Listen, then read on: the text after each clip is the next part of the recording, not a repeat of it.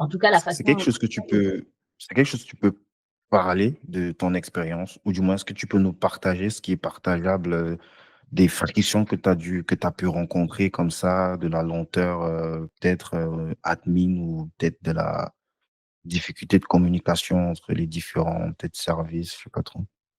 alors, c'était vraiment là au niveau politique. Alors, je vais pas te refaire l'histoire, mais en 97, lorsque Kabila a pris le pouvoir au Congo, donc tous les anciens, toute l'administration de Mobutu, qui était déjà plus trop en bon état, est partie. Et donc, il y a énormément de gens qui sont arrivés, tout le nouveau gouvernement, etc., qui est arrivé, et il n'y avait rien. Il n'avait jamais été au gouvernement. Il savait pas comment il fallait faire. Donc ça a été déjà assez difficile. Il a fallu travailler de briques et de broc, trouver des machines à écrire, trouver du mobilier, etc. Donc ça, c'était pas très simple. Donc moi, j'étais en particulier en charge de m'occuper justement du fonctionnement du cabinet, parce que voilà, les personnes qui étaient là étaient très volontaires, mais n'avaient pas forcément Bonne une grande formation. expérience, la formation qu'il fallait, etc. Mais c'est pas tellement ça qui m'a découragée. Ce qui m'a découragée, c'était les guerres intestines, c'est-à-dire les guerres entre les différentes factions au sein même de Du même l'État. mouvement, quoi. Mm. Voilà.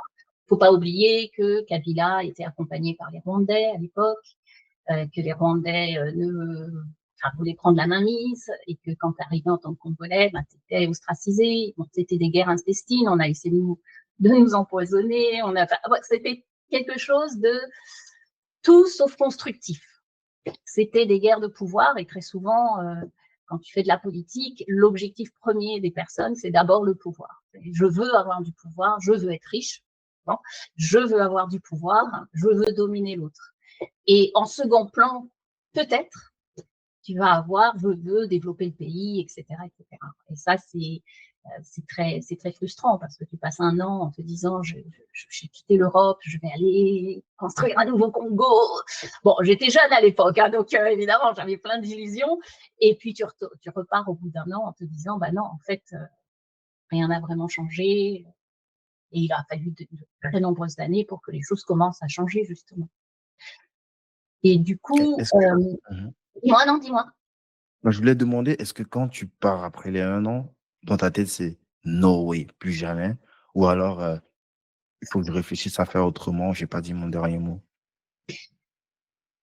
Je me suis dit, si je veux essayer d'aider l'Afrique, le Congo, disons déjà, l'Afrique en général, euh, ça sera plus en agissant sur le côté économique que sur le côté politique. Je laisse ça à d'autres. Moi, c'est pas forcément ce qui me plaît le plus.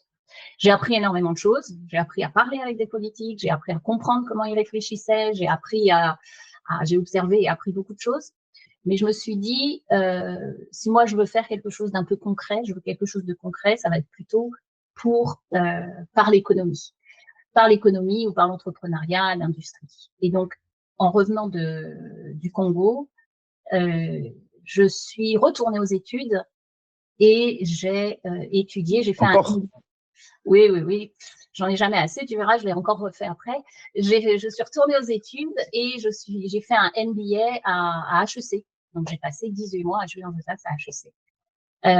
En me disant, je vais apprendre, voilà, ce que c'est que l'économie, parce qu'encore une fois, les mathématiques, c'est bien beau, mais c'est très conceptuel, c'est pas très pratico-pratique. Donc là, ça m'a permis de comprendre comment on gérait une entreprise, comment on manageait, comment on faisait la stratégie, ce que c'était que le marketing. Moi, quand j'ai mis les pieds, le premier jour, je n'avais aucune idée de ce que c'était que le marketing.